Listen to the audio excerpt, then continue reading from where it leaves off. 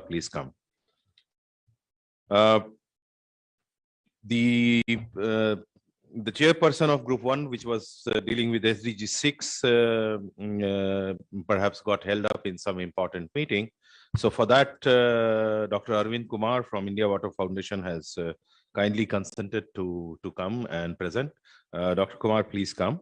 For SDG 7, which is for the Group 2, may I call Ms. Kimberly Kim from Economic Affairs Officer from Energy Division of UNESCAP. For SDG 9, may I invite Dr. Posh Raj Pandey, Chairman Swati from Nepal. And for SDG 11, may I invite Mr. Keval Prasad Bhandari, Secretary, National Planning Commission of Nepal. Please, sir.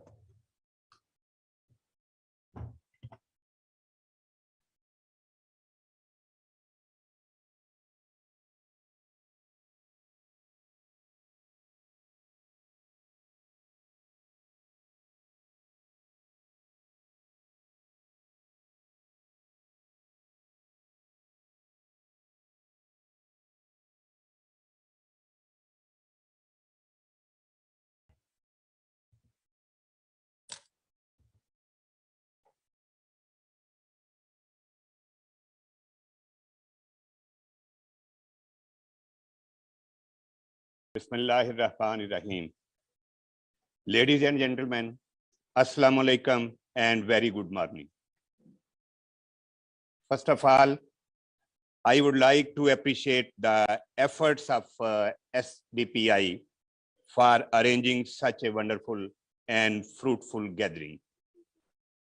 Indeed, it is a moment of great happiness and pleasure for me to be here in a very graceful event.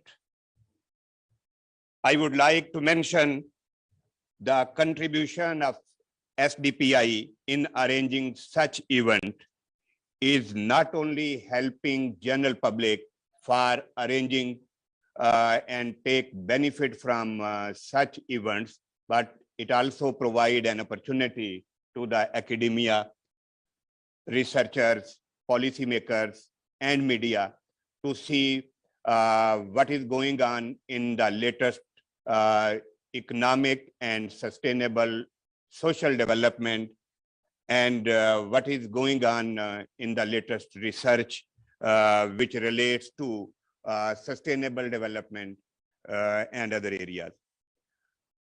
I would also like to mention the major contribution of sustainable SDPI. SDPI is one of the private sector institute which is performing much better. And if we look at its growth during the last previous years, so we can say that SDPI is the institute which is providing quality research in all sectors of the socio-economic development. And our today discussion will mainly focus on sustainable development goals, and the areas which will be discussed relates to sustainable growth, sustainable development goal number 6, 7, 9, and 11. So these are the goals which mainly relates to clean water and sanitation, affordable and clean energy, and industry, innovation, and infrastructure development. And it also discussion will also focus on SDG 11, which focused on sustainable cities and communications.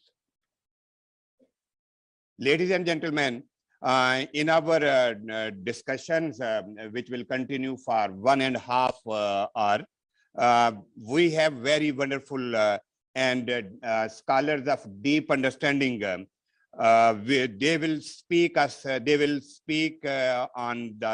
their expert areas, and they will share the major findings of their group.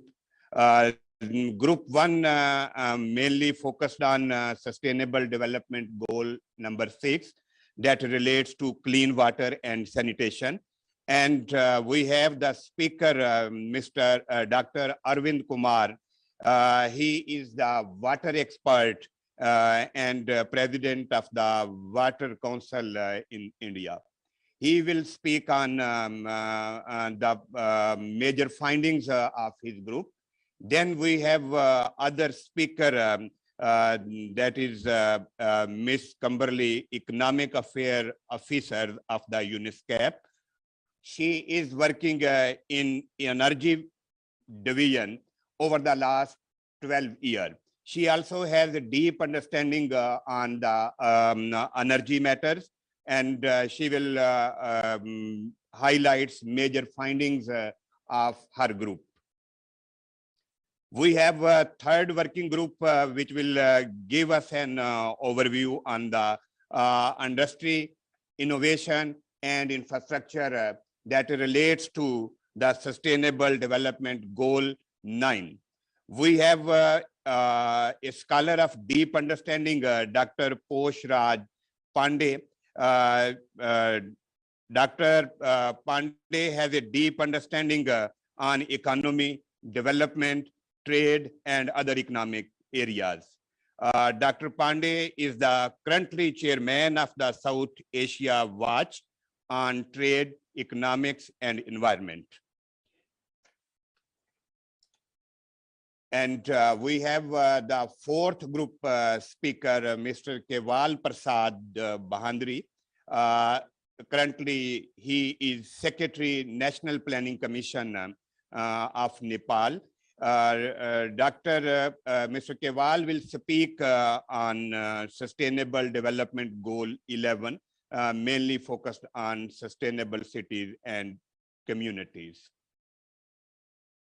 Dr. Saab has deep understanding on the development plans, development programs of the government of Nepal. And he also have a comprehensive work experience for budget making and other socio-economic development. So our chairperson shortly will join us. He is the former convener, Parliamentary Task Force on Sustainable Development.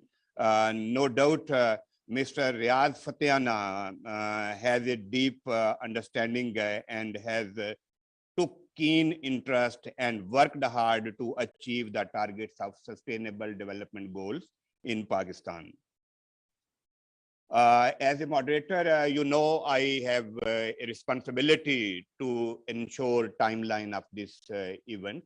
And to ensure the timeline, I would like and I request all worthy speakers to take care of time management, although we have already late and due to some urgent matters.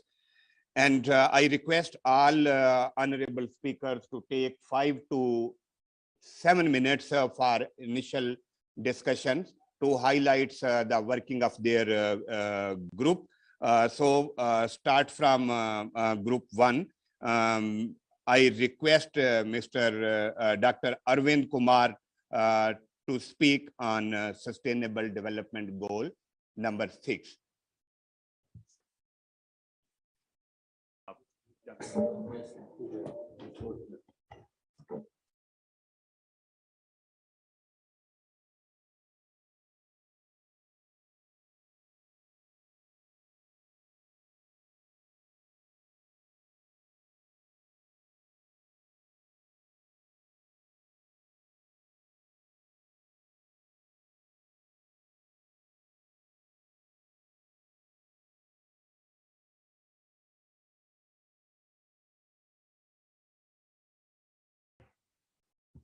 Thank you very much.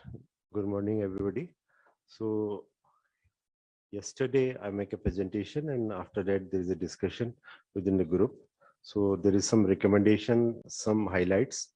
So after analyzing the report and trends emerging from the data, we have identified a set of recommendations. Government and national international financial institutions and multi-sectoral actors need to be improved targeted and effective use of existing funding, mobilize domestic resources, and attract additional investment from private sector and public sources. What is the best investment the world can make to improve health, food security, gender equality, and environment while transforming lives and communities? SSW country should mobilize resources to build statistical capacities in bridging data gaps and ensuring availability of high quality and reliable and disaggregated data. There is a need of enhanced institutional and individual capacity building to foster cross-sectoral decision-making and planning and implementation, identifying horizontal and vertical cooperation on all levels. So decision makers need to be combined traditional knowledge with modern technology and innovative methods by involving multiple stakeholders to increase efficiency of water use and ensure sustainable freshwater supplies, especially in the water stressed and transboundary regions. So growing water demands in view of increased water uncertainty call for improved vertical and horizontal governance and intensified cooperation among the stakeholders, sectors, and the countries. Shift from a reductionist hydrologic paradigm to a hydro-eco-social paradigm. The objectives are clear under this new thinking: securing water for humans, securing water for ecosystem, and securing water for food. At the same time, the gender dimension in governance of scarce resources is also becoming more critical. Nationally, availability of biophysical resources, consumption data at the state and the district level should be preferred and maintained both for general awareness and scientific research purpose to control multi-utilization and over-exploitation of water resources, especially in urban areas. Country should develop a common SWOT analysis to develop their own mechanisms that are based on their experience in monitoring of the evaluation of the goal 6. And we have a very fruitful discussion.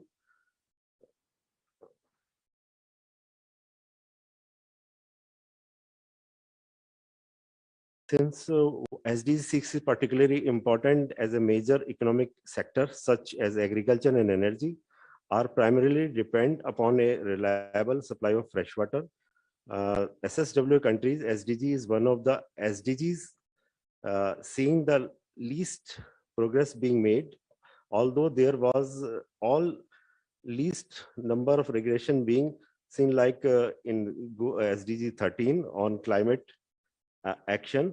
There are issues being faced in the protection of water ecosystem, clean water supply, and high quality sanitation, and regression being seen in the level of water sector, which is the amount of freshwater withdrawal as a proportion of available freshwater resources, addressing rural-urban disparities, and decentralization of freshwater management need I pursued.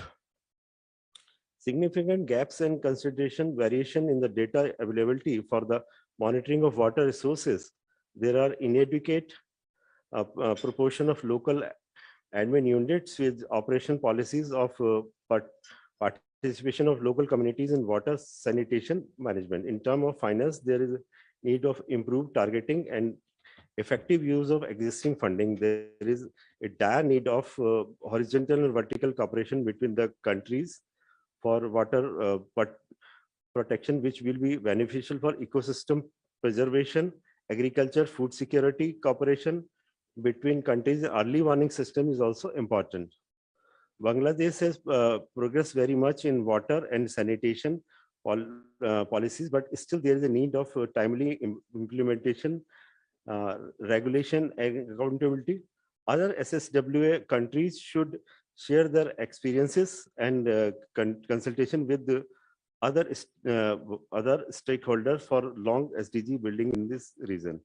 Iran is facing desertification and scarce resources, and climate change is a further intensifying the problem by decreasing the amount of underground water and precipitation. Iran is facing two major challenges, which are integrated management and efficient use of water resources. Progress has been made in improving access to fresh and clean water. However, strict sanctions imposed on Iran has made it very difficult to sanctions imposed on gain access to necessary international investment and technologies. After 2018 sanctions, most of the companies have left Iran, and development projects in clean water have stopped. Even in their harsh time, Iran is still doing its best in achieving the SDGs by utilizing its national resources and mobilizing the national capacity. In Maldives, the main source of water is collection of rainwater and groundwater. Groundwater and Iceland water are mainly used for daily uses and agriculture. Due to poor quality of groundwater, there is a reliance on rainwater, desalinated water, and bottled water. Rainwater harvesting and storage capacity we low on some islands, which cause water shortage in dry season. The government has developed water supply schemes to establish a sustainable source of water supply in the vulnerable island. There are, however, issues on financial stability of water supply and sewage system, requiring the provision of subsidies to cover operating cost of such systems. Nepal has 25 indicators, 14 of which were developed for Nepalese context to measure progress in SDG 6. Basic supply coverage has now reached to 94% population, close to the SDG target. However, only 32% of the population are getting medium and the high quality drinking water access against SDG target of 90%. Attention is being paid to prioritize sewage and solid waste disposal services in urban areas, minimize problem of the water pollution and arsenic in the Tarai, and conserve watersheds and traditional source of fresh water as strategies to adapt to the impact of the climate change. Efforts are being made to reduce regional inequalities in accessibility of safe drinking water. Nepal has been doing well in establishing community managed water supply system. Local and provincial government are implementing water supply projects, and the federal government in focusing on large scale projects in big cities and integrated sewage and solid waste management projects. In main challenge Nepal is facing are untreated industrial water, scattered resources, and high demand to achieve SDG 6 for Nepal is not possible without international cooperation. Dr. Lakshmi Fernando, research economist, Institute of Policy Studies, Sri Lanka, highlighted that there are many similarities between the situation of Sri Lanka and Bangladesh, but there are issues in qualities of action. SSWA country could learn from Iran how it has been implementing action to achieve SDG 6 despite the many problems faces with international sanctions. So there are all other participants too who also said the same. Thank you very much.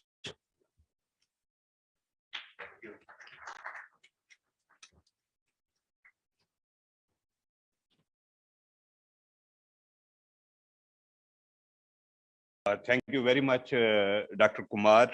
You have highlighted very useful suggestions and recommendations of your group. No doubt, clean water and sanitation is one of the essential components for socio-economic and sustainable development. And you have mentioned three important factors. The first one is allocation of resources.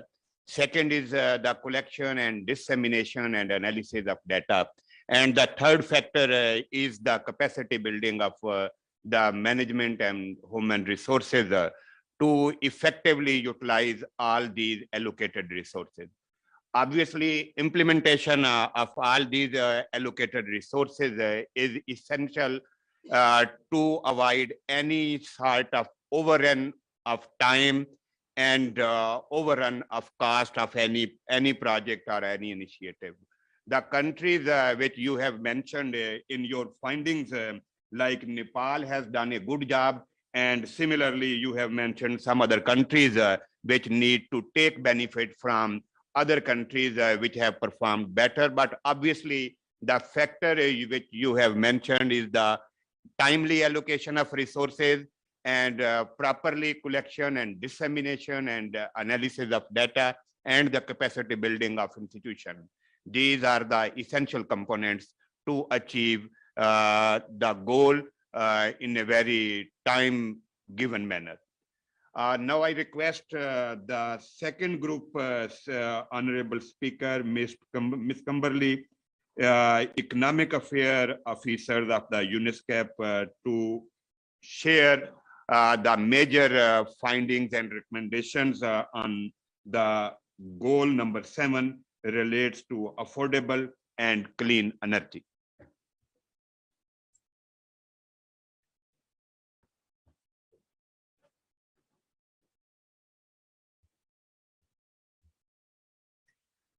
Thank you so much. It's really a pleasure to be here, and it was a very productive session.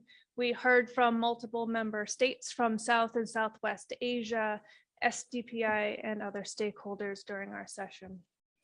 In the interest of time, I will not delve into the specifics of the national situations that were highlighted during our session, but we'll summarize the key recommendations that emerged during our discussions. So firstly, progress toward SDG 7. In South and Southwest Asia, progress toward the 2030 targets on energy access, efficiency, and renewable energy is off track. Electrification through national grids and microgrids shows promising progress toward achievement of universal access in terms of electrification, but the quality, reliability, and affordability of the energy supply is critical to realizing the full socioeconomic benefits of energy services. On policy, the region needs to look toward proactive rather than reactive policies to enable a transition to clean energy, while consistency in policy and fiscal support is necessary to create a favorable investment environment. Awareness campaigns to improve energy use practices and to create user demand for energy efficient and renewable energy technologies are needed.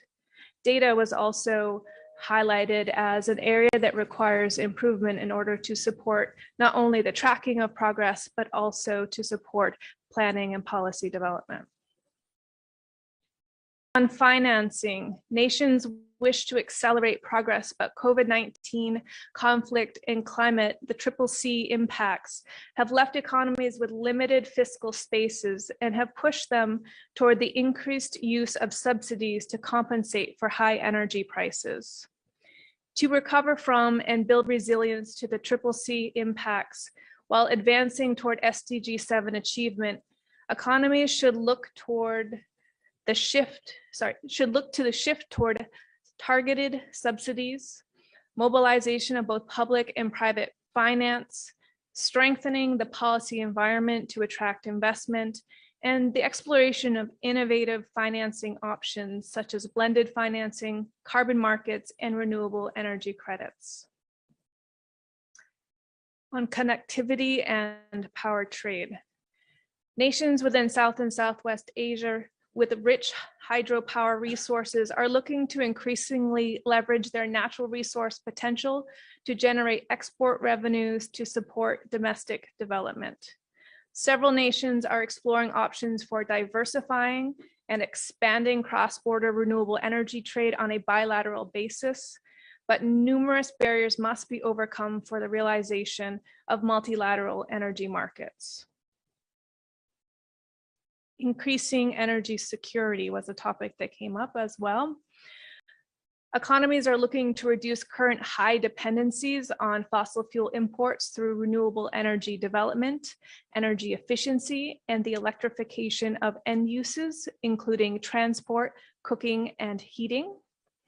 Technology innovation, diversification of renewable energy supply chains, and fast-track frameworks for renewables are needed to accelerate the transition to clean energy. The modernization of existing supply and grid infrastructure is needed to improve efficiency and reduce losses. At the same time, non-capital measures such as maintenance and energy management can support lower energy demand. And finally, the need for regional cooperation. Nations face challenges in achieving SDG 7 due to low economic and implementation capacities. International and regional cooperation and knowledge exchange are needed to support capacity development, technology transfer, cross-border power connectivity, and to attract investments in renewable energy and energy efficiency across sectors. Thank you very much.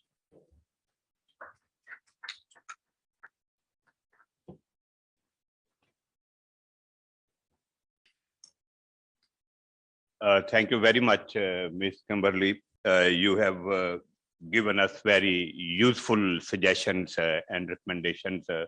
Obviously, the recommendations which our worthy speakers are sharing in this graceful event, they are prepared by a group of researchers, and they have used the latest available technology, latest available statistical techniques, latest available data, as well as they have also examined the ground reality. So the recommendations which are sharing in this forum, they are certainly very useful for policy making, for effective implementation, and to achieve the sustainable goals.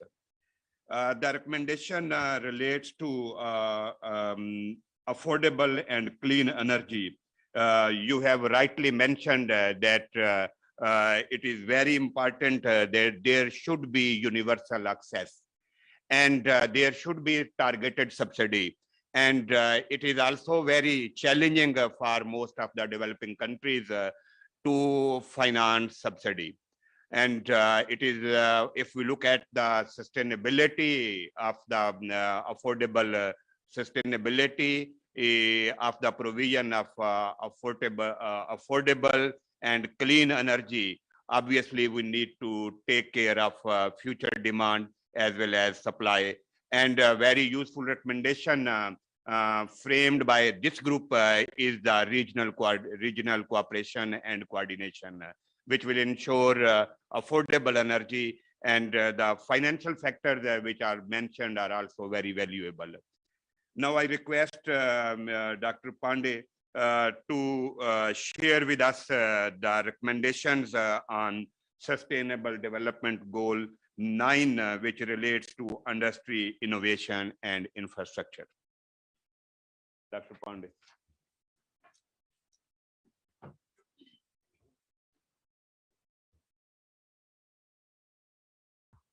Okay, we don't have chair, honorable chair, co-panelist, Dr. Amjad Shah, and distinguished participants. Namaste, Assalamu alaikum, and good morning. It's my pleasure to report this house that we had very productive session on SDG 9, that is industry, innovation, and infrastructure. Professor Nagesh Kumar and Dr.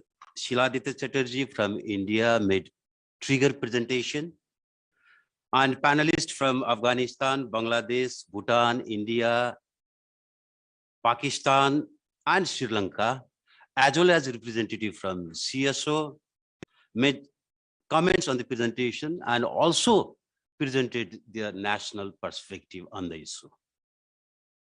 I mean, here I must apologize to the eminent panelists as I could not do justice to them and allow them sufficient time to express fully their insightful thoughts, because the organizer had asked me to conclude the session in 1 hour rather than in 1 hour 45 minutes as scheduled. And here, my report is the summary of my understanding on the discussion of the issues. In the discussion, we approached the issues from 4 perspectives. First, the prerequisite for the implementation of SDG 9. Second, progress on the goal 9. Third, challenges of achieving the goal. And the fourth, prospect of regional cooperation on implementing this SDG 9. And we also highlighted some of the policy initiative at the national level.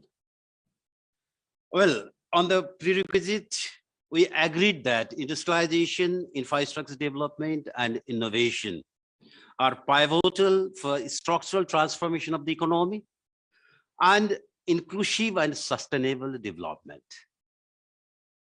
Goal 9 is enabler for many other SDGs. For graduating LDCs, it has special importance, and also it's very critical for meaningful, irreversible, and sustainable graduation. Public policy is crucial for creating right kind of ecosystem for sustainable, resilient, and inclusive infrastructure development, inclusive and sustainable industrialization and innovation. Policies should be directed to decouple the prosperity generated from industrial activities and infrastructure development from excessive natural resource use and abuse of natural resources, as well as negative environment impact. It should also aim to include all regions, urban, rural, all people, male, female, and all economic actors, private sector, non-government organization, and local communities. And it should also offer equal opportunities and equal distribution of the benefit of industrialization and infrastructure development. Infrastructure must be planned, designed, built, and operated in such a way that they anticipate, prepare for, and adapt to economic, social, and environmental crises, and respond to and recovers rapidly from the crisis. Regarding process, we felt that there is mixed picture across targets and across countries. There is good progress on the universal coverage of mobile network and official flows of development cooperation for infrastructure development in least developed countries. Progress towards industrialization is moderate, but the risk of premature deindustrialization looms large. Some of the countries have experienced declining foreign trade and foreign direct investment, rising capital flights, and incoherent trade, industrial, and investment policy. Chronic capitalism, mismanaged economic liberalization, lack of access to finance or high cost of credit, inadequate infrastructure, erratic power supply, shortage of raw material, and shortage of skilled labor force are some of the roadblocks for industrialization. And based on the achievement of this goal, we can classify South and Southwest Asian countries in 4 groups. The first, leading and active, such as Bangladesh, India, and Turkey. Second, leading but passive, Iran, Sri Lanka, and Pakistan. Lagging but active, Bhutan. Lagging and passive, Afghanistan and Nepal. The policy domain for accelerating implementation of SDG 9 should be crafted depending on the category of the country, and more attention should be given on the development of small enterprises. Because of multi-dimensionality of the nature of goal 9 and also problem in data collection. If we construct composite index that correctly capture the multi-dimensionality of goal 9, it would help assess country performance or progress and initiate policy dialogue. And in the process of this construction of index, a separate index should also be constructed to assess the benefits women and marginalized group gets in achievement of goal 9, so that we can monitor and evaluate how goal 9 ecosystem has contributed to women and other marginalized groups.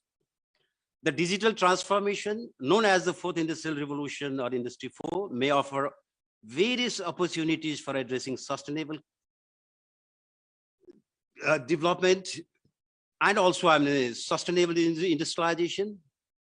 So it would be relevant to incorporate some component of Industry 4 in the monitoring process. In addition to domestic policy reform, including 2nd generation policy reform, mutually beneficial regional cooperation among the countries would play crucial role in achieving SDG 9. Areas likely to bring greatest benefit in SSWA sub-region through cooperation are expanding intra-regional trade, transport, connectivity, and regional value chain, energy cooperation, cooperation on ICT and digital economy, cooperation on building science, technology, and innovation capabilities, cooperation in bridging financing gap. To take forward regional cooperation, efficient and functional connectivity is must. I mean, for us, people from Bangladesh, Bhutan, India, Maldives, Nepal, and Sri Lanka, it takes less time to reach London and Paris than to reach Islamabad. That's the fact. So we also discussed some of the policy initiative taken at the national level, such as government procurement policy as an instrument of industrialization, public-private partnership, special economic zone, common minimum infrastructure development, innovation hub, establishment of innovation hub. I mean, these are the few issues we discussed. I mean, at the national level, as we are adopting, many countries are adopting this kind of policy. And here, my final point. Well, I have reported on my own risk, and I might have missed some of the very important points raised by our panelists. And if I missed any point, I request fellow panelists to intervene and supplement this report. Okay, thank you. Thank you very much.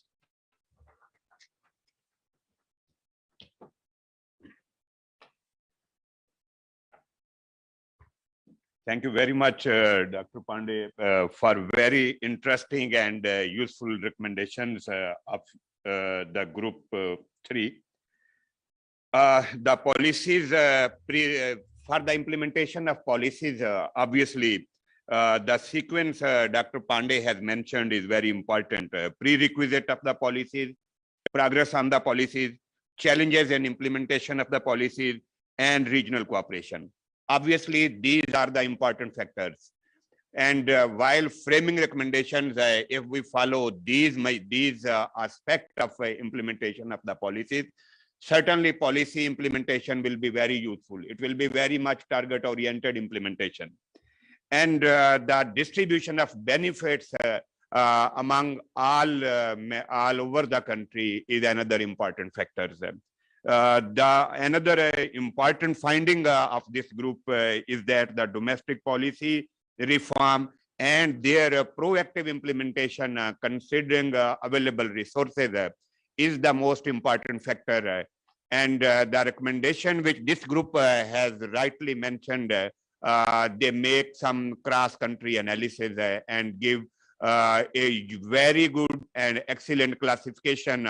What are the basic reasons why some countries are performing in an excellent way, and why in some aspects some countries are lagging behind the other countries.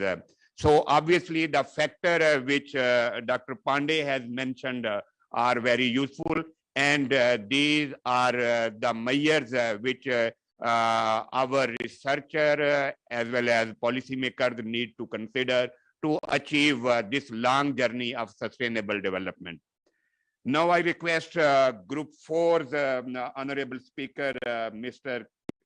Keval Prasad Bahandri, Secretary, National Planning Commission, Nepal, to express his views and share the valuable findings of Group 4 on the Sustainable Development Goal 11. Thank you very much.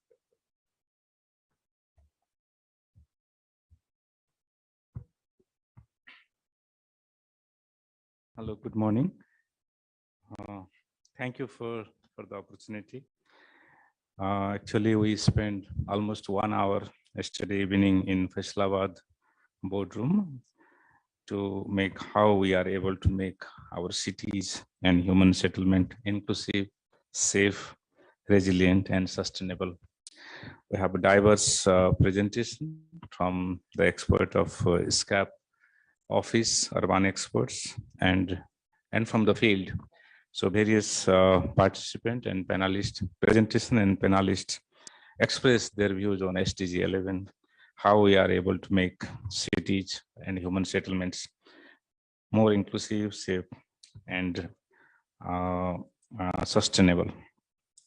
Our region is the home of more than 23% of world population. So this is the huge population. So we need to improve our cities, our life, our well-beings need to address by our policies. The highest number of people living in informal settlement globally in this region. So how we are able to address this, that is another important issue. And in this region of 8 countries, out of Bhutan, no other countries are achieving goal 11 in time. Bhutan is aspiring comparison to other countries. We have a serious discussion on transportation and mobility and service delivery, environment, especially the air pollution, the living of the people and the migration, internal and external migration, and economics, especially focus on shocks and investment. The increasing urban population need to address by effective service delivery. That is another point of our discussions, where waste management. There is some example of best city management. We came to learn yesterday that plastic ban in Bangladesh, which stops flooding in Dhaka and other cities, which Bangladesh suffered from many years. So the policy intervention can make change in life. So this is the one example. Likewise, waste management in Kerala and wetlands urban management in Sri Lanka was the basic example of our good city management. Likewise, forest patches in Kerala and Peshawar sustainable mobility transportation. We have information in our presentation of this global data, especially in 8 countries. So city infrastructure, especially on water and energy, is very, very poor. And cities are, modern cities in our region is using technologies for service delivery, but unable to address the infrastructure gap, unable to address the service delivery, and unable to address the disaster issue, especially the flooding and others. Some presentations from other panelists shows that how we are able to address the poverty in urban population, how we are able to address the well-being, health and sanitation. That is another agenda. Pakistan itself is sixth largest population in the world, and it is also rapidly urbanizing. So the urban economics make a difference in countries' economies, and cities are the growth of countries' economy. So how we are able to make cities, we able to afford a special program to make city life better, inclusive, and sustainable. These are the basic things we discuss. Likewise, we are unable to plan our cities. The settlement starts, people are living in the places, then later we start plan in our region. So that is always creates some problem in planning, and the limited planning also unable to intervene in the field, and especially the central government's planning is unable to address the locals issue, urban issue of local. So that is another discussion. And we discuss in detail about the status, trends, and emerging issues. But while summarizing of these regions in SDG 11, we have serious data gap of the urban population, the living condition, and other vital data. Likewise, this rapid urbanizing caused to migration, internal migration. People come in the city for their livelihood, for employment, for better opportunities, but the city government is unable to address those issues in our region. So how we make these temporary settlements in the urban that has huge demand on service delivery, health, education, and other. These things need to address. We are giving less priority to the people in our development activities. So we need to focus on this, and especially we are unable to address the situation, the condition of the bottom quintile of population, who is especially living in the informal settlements, and that directly hit the SDG indicators where we are unable to achieve our goal. So there is a huge financing gap in urbanization in city management, where we are able to get that financing, and especially city governance need to improve. That is another issue we discuss. And waste management in all Asian cities, especially in this region. So we discuss especially wastage energy, or wastage waste, or wastage resources. So several cities are planning the waste to the resources. So we need to address on this. There is less inclusive and poor safety of girl, child, women, and others. So how we make our living safe in the city, and our low capacity in disaster management need to improve to achieve SDG 11. So these are the discussions, and we also discuss about how we make our cities livable. Livable cities is the demand. This is the dream city where people wants to live. That needed nature-based climate solution. Without nature-based climate solution, any cities, any settlements can't survive for long. Modern cities are not planned as we planned cities centuries ago. Centuries ago, millennium ago, cities are well planned, but we made on modern technology, engineering, capacity, resources, and cities are not planned as in earlier. So we need to focus on plan. We need to create a more resilient society in the city, especially to cope with the disaster and vulnerability. We need to develop inclusive infrastructure for the people of disability, children. We need to develop park, for better living. We need to develop better public transportations that people can go to work or come home safely. We need to develop fair consumption pattern with quality of goods and services, especially the food, health services. And while planning city and achieving SDG 11, we never forget living LNOB, living no one behind in the city. There is a disparity of the people living, and that our cities never became inclusive. Especially the air quality in the city need to improve in all region, in our region, because people can survive without food for many days. People can survive without water for some days, but people can't survive without clean air for a single minute or hour. So we need to improve air quality in cities, and cities are the center of economic growth. So if we plan our cities as SDGs goal 11 and other indicator, the cities became the economic growth for our region. So this is the summary of my presentation. Thank you again.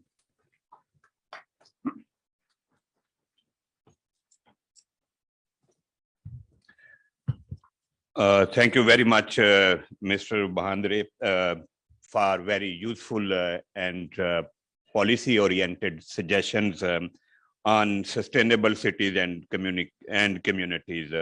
Obviously, the settlement as well as city development is a complex job. And the strategy and recommendations which this group has given us, certainly they are very useful. And as we know that development economists believe that cities are engine of economic growth. If we want to develop economy in a more sustainable way, we need to develop our cities. We need to make settlement in such a way that all economic development requirements and requisites are provided in the modern development of cities. And obviously, the recommendations which this group has provided us that there are various tiers of the government, federal government, local government, state government, and as per the law of land, certainly every government has its own function. So there is some sort of better coordination is needed among various levels of government to develop city in such a way they can become true engine of economic growth in a more sustainable way.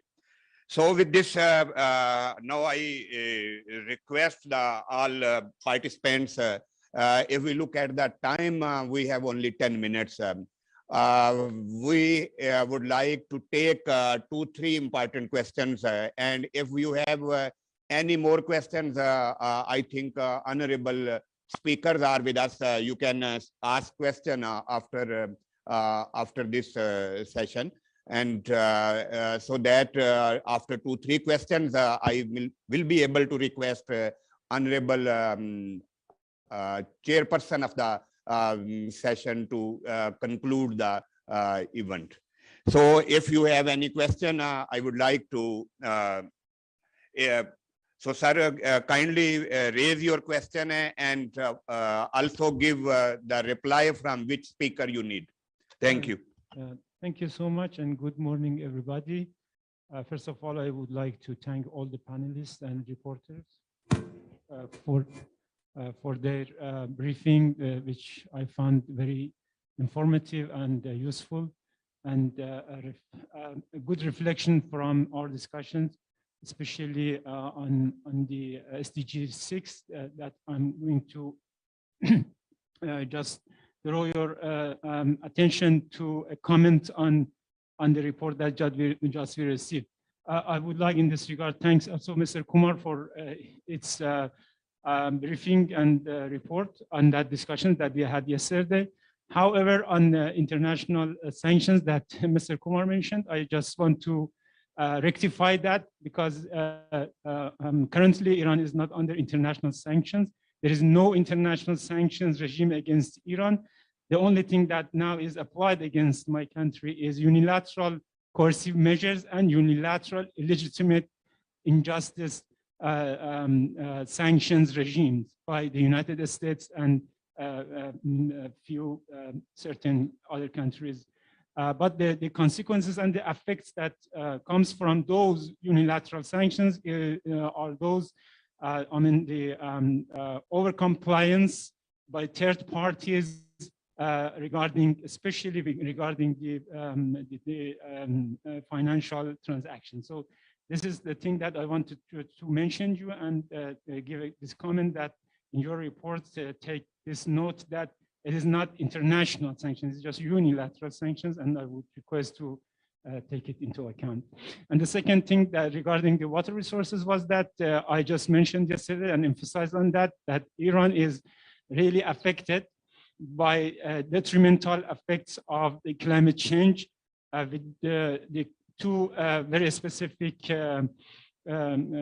consequences and results, which is drought, shortages of precipitations, and also the sand and dust storms, which are both of them the results of climate change actions. These are the comments that I wanted to bring to your attention. Thank you so much.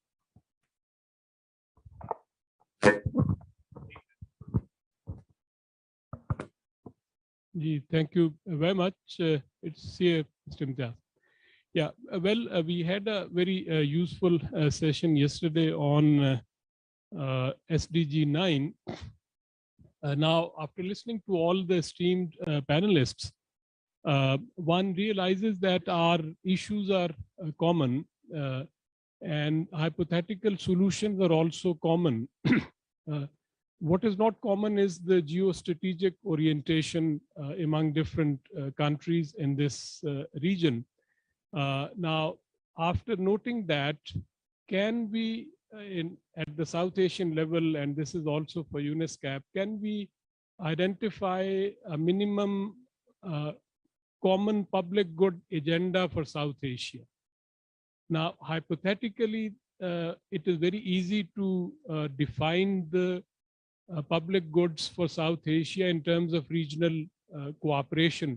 Now, we have forgotten about regional integration, that we know what has happened to regional integration to SAFTA CETIS, but now it's the regional cooperation. Now, can we really work towards that and try to have a consensus among the member countries on that agenda? I can think of three possible proposals in this regard. One is, of course, food security. That goes without saying. Climate change is a common challenge which is linked with the food security. The second is research and development. We do talk about South-South cooperation, and even in terms of climate coping technology is important. So can we have some kind of an arrangement in South Asia where technology could be transferred and we can see some maybe manufacturing jointly done in SEZs in a special dispensation. The third one, which is become very important, is the insulation in this region from some of the international policies which could be defined as beggar thy neighbor. I'm talking about the interest rate hikes by the Fed. Now, all of us are suffering. So can we really produce some quality research and work on minimizing the impacts of such international developments on this region? Thank you. This is for all the panel, the question.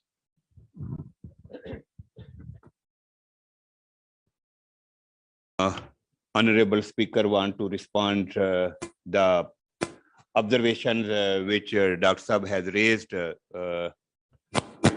although they are, he has given a very useful suggestions and observations.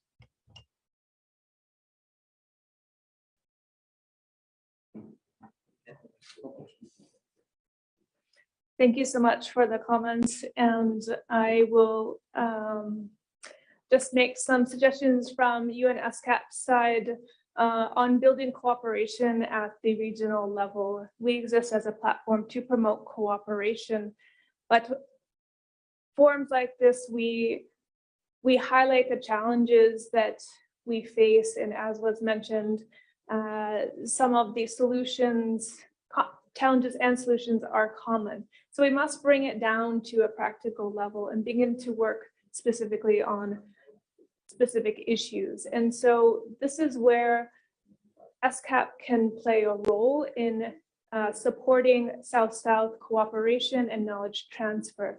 For example, on the issue of clean cooking, we have in this region a real need to address this issue.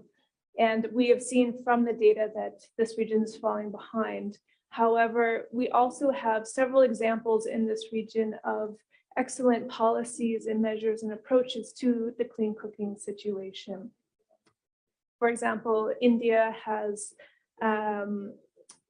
targeted women as LPG account holders and targeted subsidies to those women in order to support clean cooking, and it's been quite a successful program. Bhutan is now looking at electric cooking. So there are lessons that can be learned and policy approaches that can be pulled from the region and shared across to other member states with similar development situations. And so I do just want to encourage the participation in the various SCAP platforms that we have at the regional level, but also at the sub-region level of South and Southwest Asia. Thank you.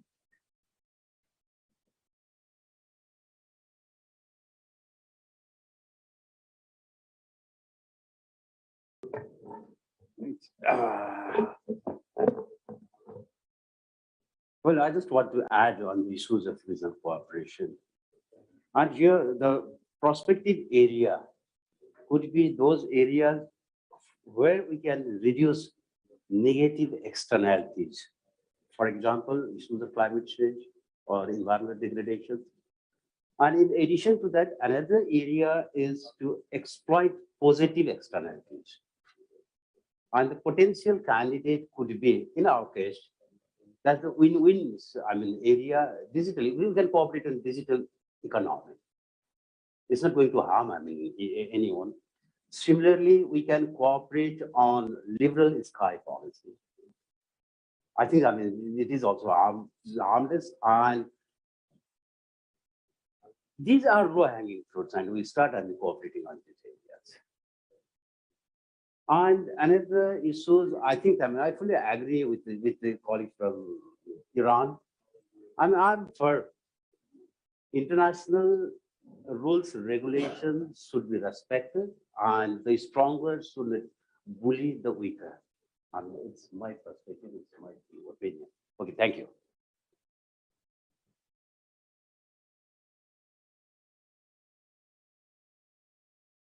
We are already running out of time, and we need to conclude this session as per time management. Now I request the Honorable Chairperson, Mr. Riaz Fatehana, to conclude this event. Before I hand over to Chairperson, Mr. Riaz Fatehana, I would like to mention that Chairperson of this forum, Mr. Riaz Fatehana, has a keen area of interest of the Sustainable Development Goal, and he has a deep understanding on development issues of the country as well as South Asia. He has actively participated in political economy, and he was the convener and convener of the parliamentary task force on Sustainable Development Goal, and he took keen interest and hard work to achieve targets of Sustainable Development Goal. Now I request Chairperson Mr. Riaz Fatehana to conclude this session.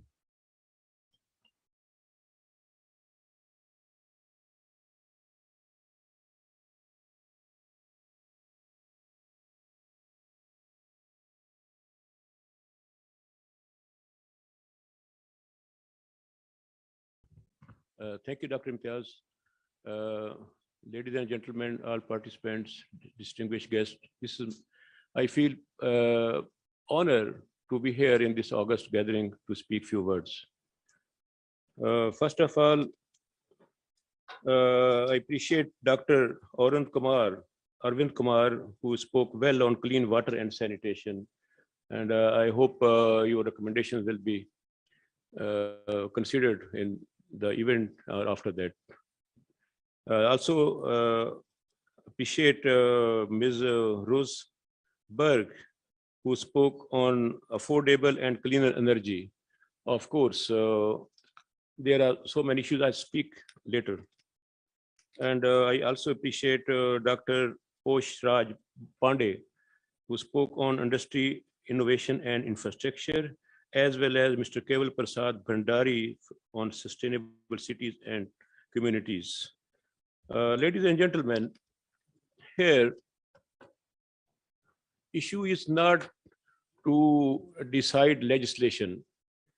There are very delicious legislation available in all countries who signed Treaty of United Nations on SDGs Agenda 2030. Issue is implementation. We have very beautiful and landmark legislation and policies. But unfortunately, due to low capacity of government functionaries in municipal institutions, we are not able to implement. Today, we are discussing especially urban areas problems. There is a project in Punjab. We are improving 16 cities of Punjab with the help of World Bank, but we are behind the time frame, which my area is also among them. And at least I visited 20 times them. Issue is again capacity, less capacity and less commitment.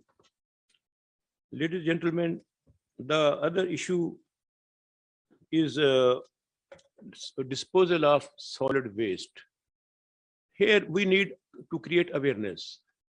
How you can clean all solid waste when hundreds or millions of people are throwing from their house in streets.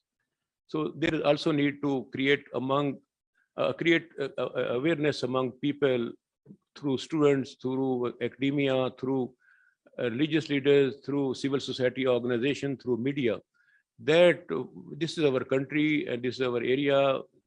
We are discussing from many parts of the nations.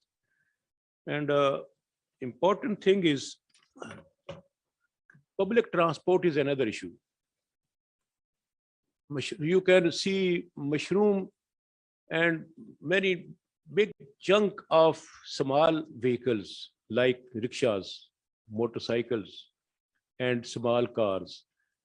Unless you promote and establish public transport with big vehicles, you can't reduce issue of air pollution, because air pollution is, and Pakistan is the country, our one big city, Lahore, is top of the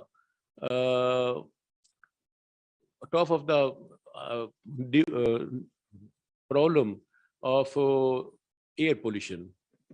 So, and third is smoke.